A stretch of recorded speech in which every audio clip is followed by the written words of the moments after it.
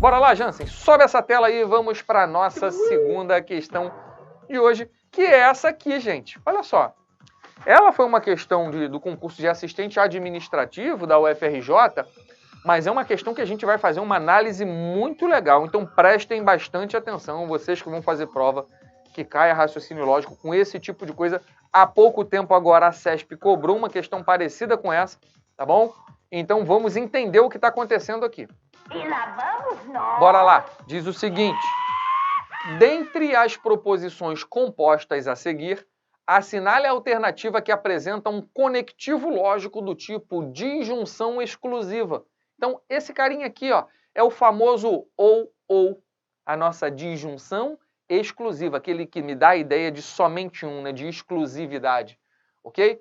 Então, ele quer o seguinte, né, ele me deu 5 proposições compostas ali, uma em cada uma das alternativas, e ele quer saber em qual delas aparece o conectivo ou. Bora lá? Veja que na primeira ele diz assim, ó, se Joaquim Manuel de Macedo escreveu a Moreninha, então 13 é um número primo. Fala, professor, mas que frase louca, se Joaquim Manuel de Macedo escreveu a Moreninha, então 13 é um número primo. Que conexão tem da primeira parte com a segunda? Gente, nenhuma. Raciocínio lógico é assim, ele faz uma proposição composta com proposições simples que uma não tem nada a ver com a outra, totalmente desconexa. Isso é bem comum aqui, porque o que importa não é a lógica que a gente pensa que entende, né? Que tem que ter alguma conexão. É a lógica do raciocínio, é o raciocínio lógico-matemático. Então, a gente não precisa ter conexão nenhuma, a gente tem que analisar friamente segundo nossos conhecimentos. Então, eu vejo que eu tenho duas proposições, uma proposição composta, formada por duas simples, onde a primeira é Joaquim Manuel de Macedo escreveu o livro A Moreninha, e a segunda parte, 13 é um número primo. O conectivo aqui, ó, é o centão, galera. O conectivo é um centão. Um abraço para grande Marcelo Lima, que tá... Esse eu tive que fazer uma pausa aqui, cara, porque esse cara é meu amigo de infância. Beijão para você, Dendem, famoso Dendem. Dendem é conhecidão aí. Beijão, irmão. Bom, então eu percebo que na letra alfa aqui, né, o conectivo que ele está usando é o centão. A gente sabe que são 5 conectivos. Centão, C e somente C, ou e E. Aqui ele está usando o centão, né, que é a nossa condicional. Não é isso que ele quer a disjunção exclusiva, ele quer o ou. Então eu vou para a letra B. Na letra B, ele diz assim, ó, frevo é uma dança pernambucana, e Quito é a capital do Equador. Ali eu também tenho uma proposição composta formada por duas simples que são totalmente desconexas, sem problema nenhum. Mas o conectivo, o cara que está fazendo o papel de juntar as simples é o e não o ou. É a nossa conjunção, né? E não a disjunção exclusiva. Então a letra Bravo está errada. Errou! Aí eu leio a letra C e diz o seguinte, Marisa é capixaba ou potiguar? E aí eu penso o seguinte, pô, aí também não é o ou. Porque o ou ele começa assim, ó, ou Marisa é capixaba ou Marisa é potiguar. Percebe? Tá aparecendo só o ou, que é a nossa disjunção. Deixa quieto, vamos passar para a próxima. Aí eu vejo que na letra D tá Roberval é enfermeiro ou professor, também não é o ou, é só o ou. Percebeu? É a disjunção inclusiva e não a disjunção exclusiva. E aí eu vou para a letra eco e diz assim, ó, banana é amarela, C e somente C, metrô é um meio de transporte público. E aí, parceiro, a gente buga. Por quê? Porque o último ali, o conectivo, é o C e somente C, e não o ou. E aí, professor? Aí você me liga, me manda um zap. A prova foi no domingo, você me manda um zap e fala, professor, vamos entrar com recurso. Porque essa questão não tem gabarito, porque ele pediu o ou. E eu até vejo duas opções ali, mas nas duas aparece o ou, que é a disjunção, ou disjunção inclusiva, e não a disjunção exclusiva. Galera, calma. Não é bem assim que a gente tem que analisar. A gente tem que tomar muito cuidado com esse tipo de pegadinha. Essa questão, ela tem gabarito.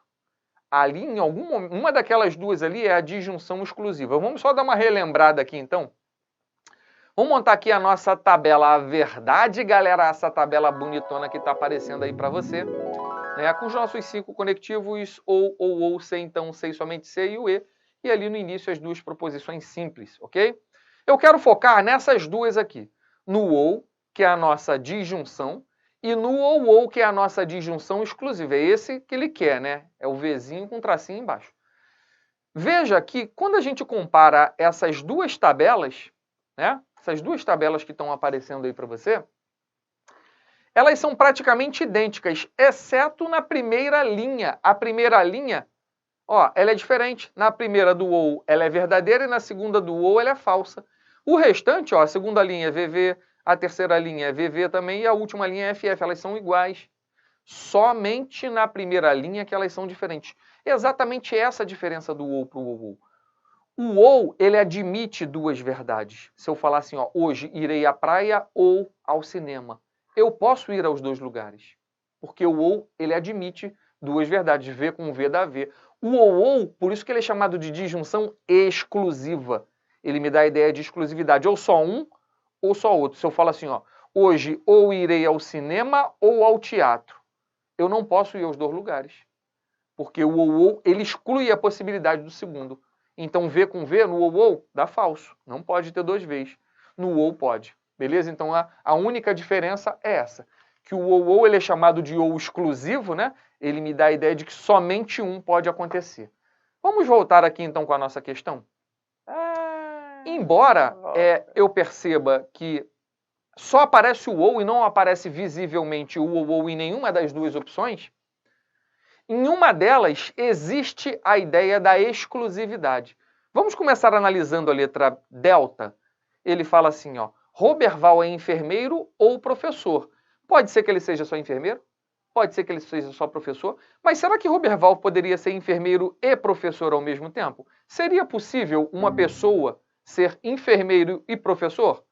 Óbvio.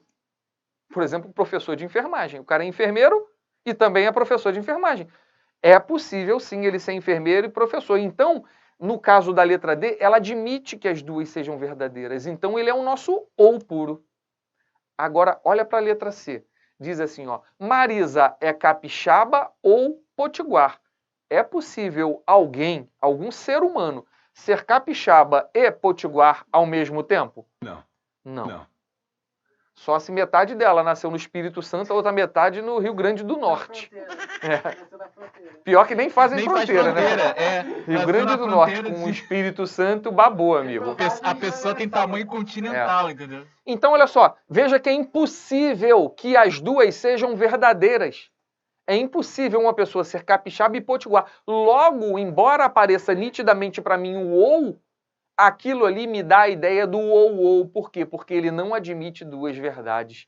Então, aquele ou de cima ali, da letra C, ele sim é a minha disjunção exclusiva, galera. Então, fiquem atentos a esse tipo de coisa que pode aparecer lá na sua provinha de raciocínio lógico matemático. Tá? É uma pegadinha que eles fazem, né?